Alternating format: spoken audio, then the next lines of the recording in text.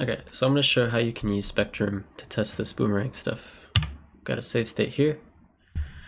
So first piece of information that is useful to us is the location of the token itself.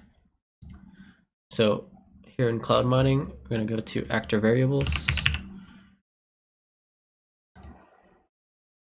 and look up the ID for a Sculptula token,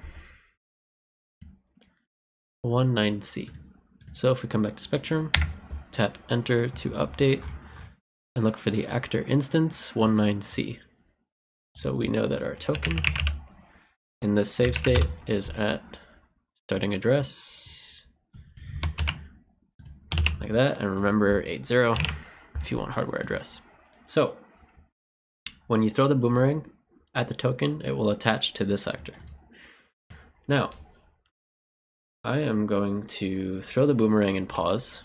The boomerang itself is only loaded, the actor instance for the boomerang is only loaded when you throw it. So I'm just gonna tap again to update, look for actor file, whole actor instance of 32, which is the boomerang. So we want, where is it at? 32, actor instance. So this is our boomerang.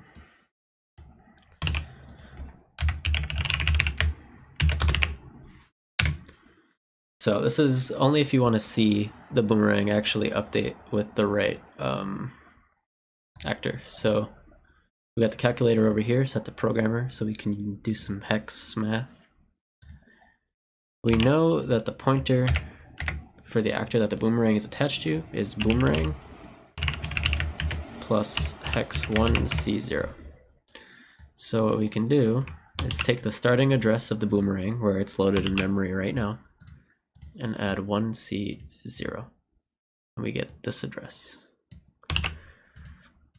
So attached pointer is here. And now, if we look at this address, this right here, these 4 bytes, should update to the token address as it gets grabbed. Let's see if that's true. Sure is. So once it grabbed the token, this updated accordingly. So Spectrum can very easily be used to see where the token itself gets spawned in the actor heap when you kill the Sculptula, or whatever item you're using for this trick. And you can use it after you go in and out of the room to see what would have been overwritten. So let's say I use this save state in its current state. I can kill the Sculptula.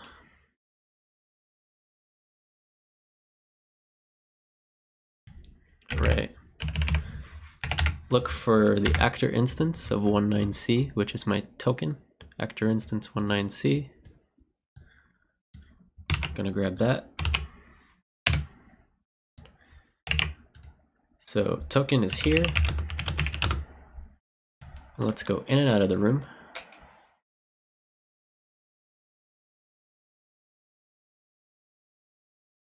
Now the token's obviously going to be gone, but something else is going to be in its place. So we know that it's at 801E22. So let's look at what's there now. 1E2210. This actor is exactly where the token was. So in this case, it would have been grabbed. And this is actor 9. So we can look up 0009.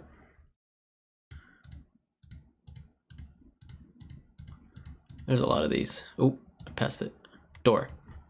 So this is like the original video. But what you can do to easily find it is you can copy paste these coordinates. You can enter into Spectrum XYZ, those coordinates, and it will teleport link to the actor. So it's this door, of course. Alright, so now I want to show an example where the Sculptula token location does not line up with another actor. So I'm going to kill the Sculptula and see where the token ends up. I'm going to look for actor instance 19C, That's the actor file. Where's my token? Here it is. Actor instance. So we know our token is at this address. And if we go in and out of the room as if we were doing the trick, let's see what ends up at that location. Hit enter a few times to reload. We know it's at 801E3 ED0, 801E3 E3 E. It's going to be within this actor here. So it's not lined up exactly, but it's within this range. So I'm just going to copy that whole line actually. After reload, token, old token location is replaced with this. So actor instance 1D1. I have no idea what 1D1 is, but we can teleport to it by doing XYZ space, and you can right click to paste those coordinates. Looks like it's going to be the Song of Time block. So the actor that's going to be modified is the Song of Time block, but since, well, let me make sure that's a Song of Time block actually. Let's look for ID 01D1.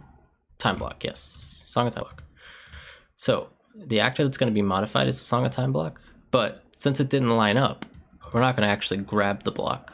We're going to be modifying whatever is at this address plus 24. So it's going to be some data within this actor instance.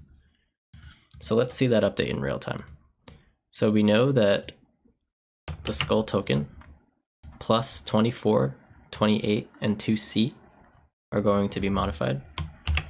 So let's look for that address plus 24. So Boomerang will modify this address. So let's actually paste that into the memory viewer. For some reason, again, pasting from the calculator is really dumb, and I wish it would be fixed. Okay, now it worked. So when we do the trick, we'll see that these three values will update accordingly with the data from the Boomerang. And this will be some section of the Song of Time block. So let's go ahead and try to see that in real time. So I was having a bit of trouble keeping the token loaded, so I decided to put the Boomerang's pointer on screen. Right, you can't do it too fast, right? So it's so hard for me to go slowly.